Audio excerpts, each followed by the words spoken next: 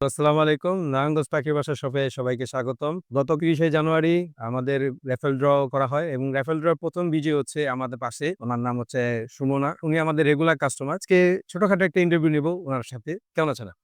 আলহামদুলিল্লাহ। আপনি কেমন আছেন? জি, আলহামদুলিল্লাহ ভালো আছি। আমাদের যে রাফেল ড্র হলো, এটা আপনি কিভাবে দেখতেছেন? আমাকে জানানো হইছিল যে এরকম আপনাদের raffle draw হইতেছে।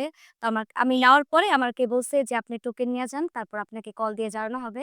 তো আজকে আমাকে কল দিয়ে জানানো হইছে যে আমি ফার্স্ট হইছি। তো এই কারণে আমি আসছি। তো যখন ৩০শে জানুয়ারি লাইভ করা হয়েছিল, তখন আপনি দেখেন না। না, তো যখন ৩০শে লাইভ করা হয়েছিল, তখন অনেকেই দেখে নাই। সেটা আমি লাইভেও দেখছি।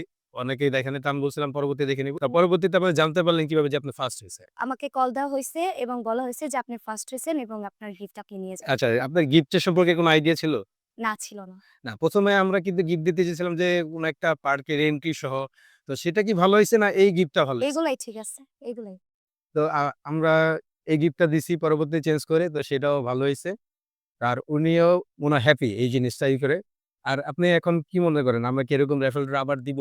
হ্যাঁ, আমি অনেক চাই। কারণ আমাদের মতো যারা পশুপ্রেমী আছে তারা এত গিফট পাবে। আর যারা পেট প্যারেন্টস আছে উনারাও খুশি আর যাদের পেট আছে তারাও অনেক খুশি। জি, ধন্যবাদ।